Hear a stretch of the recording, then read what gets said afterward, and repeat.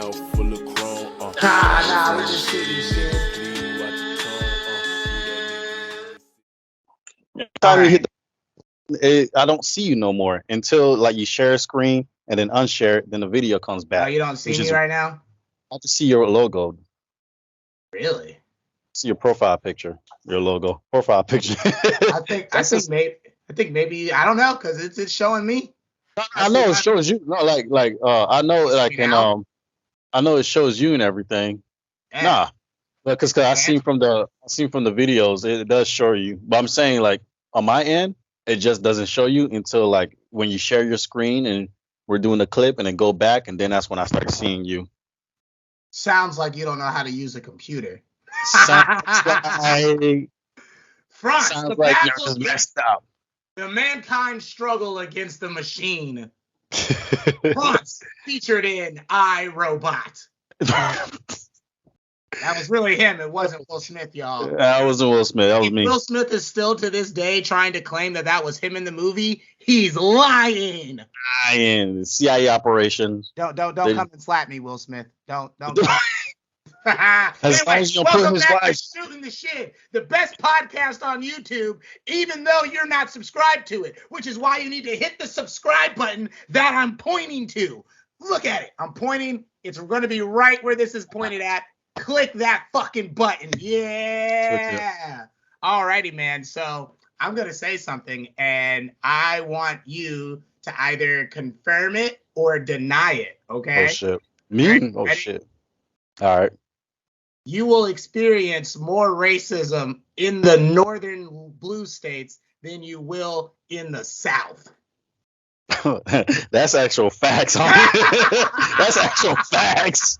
Yo, no, like deadass. Learning about American history, and it's like, oh, the South has racism. And then learning about real American history where niggas went to the North and experienced worse racism up there than here in the South, which is fucking insane. It's so crazy. So for like 2 years of my life, I went to college in Franklin, Massachusetts, right? Franklin, small town like Tallahassee, really, it was okay. Franklin was cool. I had no qualms with Franklin.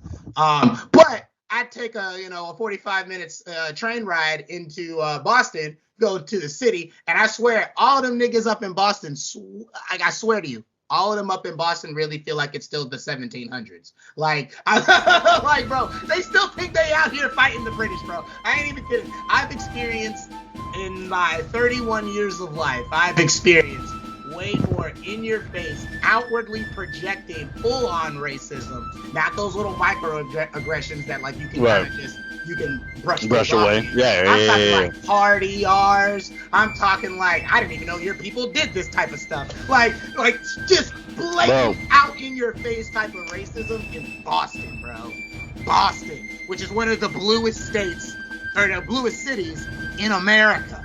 You know what I'm saying? So it's crazy. It's like stuff like that really makes you realize that it really is just two wings on the same bird, you know? That's what I be saying. That's what I be saying. Like, and I don't be arguing with you on it. I'm just saying is out here passing policies that help people, but at the same time, they're still like, you know what I mean? It's like, at least this. It's like we're gonna help you, but you know. Like, wait, hold on. Can you stop saying that? Like, what? Yeah, that's what the fuck you are, though. So, like that's exactly how they do it up there. I don't get it. I remember I had a class, and this was at the college I went to in Franklin, Massachusetts. So, and it wasn't now the experience in this is not indicative of the people in Franklin. So I'm going to go ahead and say that. Like, this is a completely separate, because this is a college campus. So there are people from other places, predominantly in Massachusetts. Right. Were involved in this discussion. And we were watching, I can't remember what it was. It was one of those like Hamlet movies or something like that. And there was, no, it was Othello. That's what it was. And I had posed the question, because in the movie Othello wasn't the movie that we were shown, or the play that we were shown. Isn't that dude that kills his dad and marries his mom? Shit. As much as I studied that shit, I'm not gonna lie, I fucking hate Shakespeare. Like, I think all that shit's boring as fuck. Like, I'm sorry. It's stolen. It's not just boring. Listen, it's stolen. That's a whole nother thing that I don't even want to get into. Like, that's some crazy shit. They have a play about that, though. You know, Mm-hmm. there's a Mm-hmm. musical. Wow. Yeah. Shit, me and Tiffany went to go see it, and it's like it's a more modern musical, but it is about how Shakespeare stole people's ideas to make his own shit. So Yeah. like, you know, take grain of salt it. But what I will say is, in the play that we were watching the recording of Othello, the person playing Othello was not black, but if you look at how it's written, he would have He's been black. like, he would have He's at least black. been, if not black, he would have been darker skinned than a white dude for sure. And Like, that's another reason. That's another reason why Shakespeare stole that, because the majority of his stories are literally about people in North Africa. Guess what? Yeah. The color skin color of the people in North Africa are. Exactly. So I posed the Right. question. I was like, you know, like, hey, okay, well, they were like, so what did you think of that? I was like, I don't think it's accurate at all, because Othello should be a black person. And when I tell you, it was like all the black kids in that class, they just kind of looked at me and they were like, oh God, what did he just say? Like, what's gonna happen?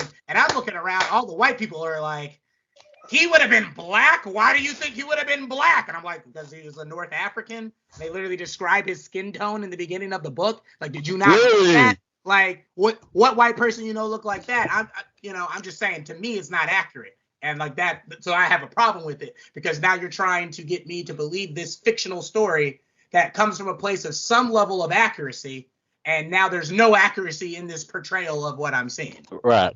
What am I supposed to do, right? And so that spun off into this whole like psychological discussion about racism in America somehow. I don't really know how it got there. I was blown away, right? And we got on the discussion of the N-word and who should be allowed to say it. Now, yeah, right, exactly. Now this is Boston. Again, this is Bostonian people. You know, I'm a pocket cow, pockets, car pockets, placed in pockets throughout the community. Type of people. Those people, right? Othello, I can say the N-word. So then, like, they were like, well, you know, William, you say nigga all the time. Like, so why would it matter if I'm singing a song and I say it? I'm like, you know, okay, in that context, I said, you know, if you're not doing it around me, I don't really care what you do, to be honest. Just don't do that shit in public, because you don't know who's going to react the way they're going to react. Me, I might be like, don't do it again. Another nigga might shoot your ass. So, like, you just, listen, I just wouldn't condone it. You know, I just don't do it, right? And they're like, well, isn't it weird that, like, black people are like, you know, we're going to use the word, but you can't use it? I'm like, you do realize that you guys use that word, and when I say you guys, I mean your ancestors use that word to oppress us, right? And so, and we couldn't, there was no other way of escaping oppression other than to steal that word back. And the fact that we're having this discussion shows how upset you are that we have taken a word that you used to hurt us, and we have turned it into a word of endearment, which is a very positive thing to do. And when I said that, they looked at me like, that doesn't make any sense. You can't do that with words. I was like, oh. When we say your ancestors, we really mean your grandparents, your parents, your uncles, your aunts, all them still alive. Yeah, they were posting those pictures of lynching black folks. Exactly, and it's so crazy. Let's be real. It's so crazy because when you're looking, when you're thinking of where you're at when this is happening, I'm in the North. I grew up in the South, right? And I thought, okay, can't nothing really happen to me too much because I done experienced it. But at least in the South, there's like almost, it's weird. It's like a weird level of respect to not disturb everybody else around you, right? So right. Most racist white people in the South, even if they're racist as crap in their little towns or little hungry they're gonna towns, play the part. They're gonna, when they come in a situation, generally you don't hear them they're saying microaggressions, and they're like very small microaggressions. They speak in a coded language to not get caught. And in a way, I kind of, not that I prefer it, I don't prefer racism at all, but up in Boston, when you're just, it's like shell shock up there, my guy. Like, I'm just sitting there walking down the street. Hey, what? What did I do to you? Hey, man, why are you talking to that white girl? She wanted me to come with her so that she didn't get sexually assaulted in Boston. Like that. That's why I'm here. Why are you questioning that? Oh, I just don't think you should be mixing races. We're not dating, sir, so that's not happening. Oh, well, it looks like it. Well, why are you in my business? See? Crazy shit. That never happens to me down here. I've been in the South most of my life, and that rarely, if it happens, I'm shocked. I'm like, what? Like, what? Like, what's going on here? I've literally like in the South, like the white women I've dated is like, yeah, you can't meet my parents. Yeah, you can't meet my family because they're racist. They'll literally tell you right there, They'll like, flip you. no, They'll give you all. they're like literally, no, we're not meeting them. Yeah. Our kids are not meeting them. They're not meeting. We're not mingling with them. Usually, I've like when I've dated these white women, it's been them separating themselves from their family. Like they're on their way. They're like literally like either still in college or went to college to escape their family and they're staying there. You know what I'm saying? Just picking up whatever fucking class just to stay away from them and shit. And Wild. it's really wild. It's really wild. Like the last white girl I dated, like she just got married. Not just got married, like way back, but she married this I think he's like Indian or Pakistan, like he's from that region. You know what I'm saying? Southwest Asia. You know what I'm saying? Southwest Asia. Dude never met her family. Never met her family. Never went. Well, from what I've seen, like especially from what she's told me, like that's it. Like she's only been around his family. Their kids are going to see his family. They've moved away from all that crap, and it's just like, bro. And on top of that, they'll tell you too. She will tell you like, no, they're not going to call you nigger to your face. She didn't say she didn't say nigger. She said N-word. They're not calling you the N-word to your face. But as soon as you leave that, and when you leave, it's why on. are you out here mixing chemicals? What's going on with you? Don't you know that bleach don't go with tartar sauce or whatever? I don't know. Talcum powder or something. What's crazy? It was crazy, but no, I know you make that accent. But what's crazy is her family aren't even rednecks. They're wealthy. She comes from doctors and lawyers. They're wealthy. Like a whole nother. Listen, whole nother. Boston, they're educated. Let me tell educated, bro. In Boston, motherfuckers who are from Boston, born and raised in Boston, are walking around with Confederate flag shirts. No, Confederate flag shirts, talking about this is our heritage. Motherfucker, no, it's not. That you was not a Southern slave Confederate. You came from a Union Army man who was just also racist. That's two different cultures. Like even there, and so it's just like, what do you mean? Like when I was in the active duty in the Marine Corps, I had a junior Marine. She came from New England. Oh God. New England. She came from New England. That whole area is fucked. And she over here trying to, y'all. I'm like, why are you talking like that? I know. Why are you talking like that? You know, you've never been in the South. The only time she was in the South was to go to boot camp. She only been in the South to go boot camp, bro. She's never been in the South because Paris Island, South Carolina, that's the only South she's been to go to boot camp. That's you know what's so crazy about that too? Like they'll come down here, right, and they'll do that shit, right? But when I was up there and I was at that school, I would say stuff like, I don't know why y'all are saying that. Simple y'all, which honestly, even if you're not from America and you heard the word y'all and you understood English, that literally sounds like you all. It sounds like, oh, that's not a word. Why would you use that word? Like, what does that even mean? I don't know what you're saying. You don't know what y'all means? How do you even spell it? Y''ALL? Y'all? Like what? Like they're like, well, what does it mean? You all. Oh, why didn't you just say that? Because y'all is faster. In the South, we try to get our point across, whereas in the North, all y'all want to do is just bump into people on the sidewalk and say, move out my way, I'm walking over here. I'm walking here. Up yours, you son of a bitch. You don't talk me that way. Get out. Like, that's literally, like, what? At least when we talk to you, we have a sense of urgency. Shit. Like. No, for real. Like, what? That's why I can't, like, bro. Like, I can't. What you did, I couldn't, because I would have been locked up. I would have been locked up. I would have been a hashtag. I would have been put on a shirt. And I'm gonna be real, you know. And there was a lot of times where I felt like that. You know what I'm saying? Yeah. There was a lot of, like, I lost a lot of people. Like when I was up there, I had a lot of friends at one point.